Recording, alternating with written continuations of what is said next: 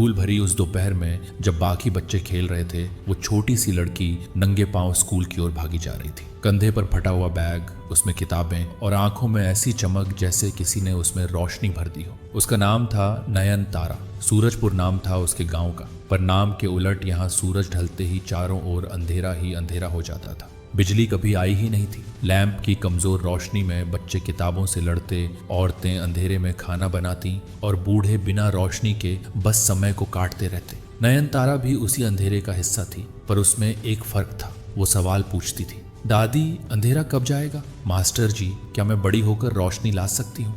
लोग हंसते थे, उसे समझाते कि ये सब उसके बस की बात नहीं। कोई कहता, बड़ी होकर तो रसोई में ही दिखेगी। कोई कहता, इतनी बड़ी बातें मत सोच बेटी। पर उसने बातों को नहीं, अपने मन की सुनी। एक शाम उसके पिता खेत से लौटते वक्त गड्ढे में गिर गए। पूरा गांव अंधेरे में डूबा था, रास्ता साफ नहीं दिखा। जब तक लोग अस्पताल लेकर पहुंचे बहुत देर हो चुकी थी। उस रात नयन तारा की आंखों से आंसू नहीं, कस्में निकली। अब ये अंधेरा किसी और की जान नहीं लेगा। उसने पढ़ाई में खुद को झोंक दिया, किताबें उधार ली, खेतों में काम किया, रात में मिट्टी के चूल्हे के पास बैठकर पढ़ाई की। जब 10वीं में उसने पूरे जिले में टॉप किया तो मास्टर जी बोले, IIT ट्राई कर, तुझ में दम है। गांव वालों ने फिर मजाक उड़ाया, कहा शहर वाले बच्चे जाते हैं वहां, तू तो बस सपना देख। लेकिन माँ ने उसका हाथ थाम कर कहा, बेटा तू सिर्फ अपने लिए नहीं, हमारे लिए पढ़। 3 साल लगे उसे, पर वो नहीं रुकी। न नींद की परवाह, न थकावट की। आखिरकार तीसरे प्रयास में उसे IIT बॉम्बे में एडमिशन मिला, इलेक्ट्रिकल इंजीनियरिंग में। गांव वालों की आंखें खुली की खुली रह गईं। शहर की दुनिया बिल्कुल अलग थी। हाईटेक लैब्स, स्मार्ट दोस्त, ऊंचे सपने।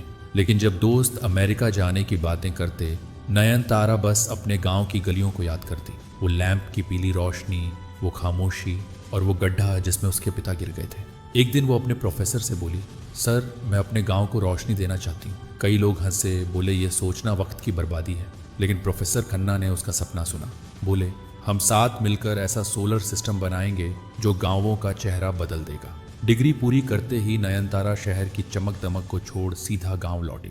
उसके पास न कोई मोटा पैकेज था, न बड़ी कंपनी का ऑफर। बस एक सपना था, एक स्केचबुक में बना डिजाइन और उस पर भरोसा करने वाली एक छोटी टीम। गांव वालों ने उसे देखा और फिर से वही कहा, शहर से लौटी है, अब क्या सूरज से बिजली बनाएगी? पर इस बार नयन तारा अकेली नहीं थी। माँ, मास्टर जी और कुछ गांव के युवा उसके साथ थे। 3 महीने तक वो सुबह से शाम मिट्टी में खुदाई करती, तार खींचती, पैनल लगाती। किसी दिन खाना नहीं मिलता, किसी दिन बारिश सब बहा ले जाती, लेकिन उसका हौसला कभी नहीं डगमगाया। और फिर वो दिन आया जब गांव का पहला बल्ब जला।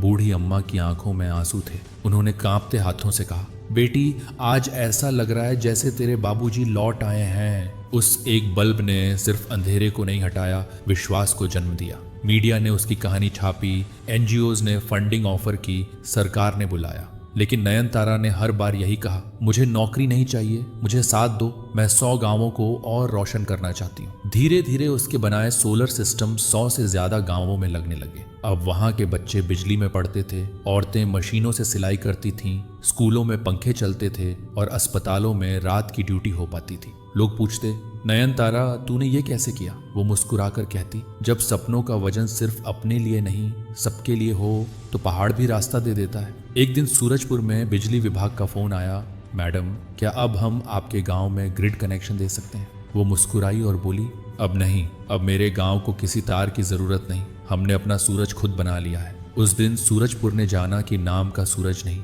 अब असली सूरज उगाया है। एक लड़की के जुनून ने अंधेरे से लड़कर सिर्फ एक गांव ही नहीं 100 गांवों का भविष्य रोशन कर दिया। और अब जब भी कोई बच्ची सवाल पूछती है, क्या मैं भी कुछ कर सकती हूँ, तो जवाब मिलता है, हाँ अगर नयन तारा कर सकती है तो तू भी कर सकती है। अगर नयन तारा की ये रोशनी आपके दिल तक पहुंची हो तो चलिए इस रोशनी को और दूर तक ले चलते हैं। इस वीडियो को पसंद कीजिए और ऐसे ही सपनों को सच होते देखने के लिए हमारे चैनल को सब्सक्राइब कीजिए, क्योंकि क्या पता अगली नयन तारा आपके ही घर में बैठी हो।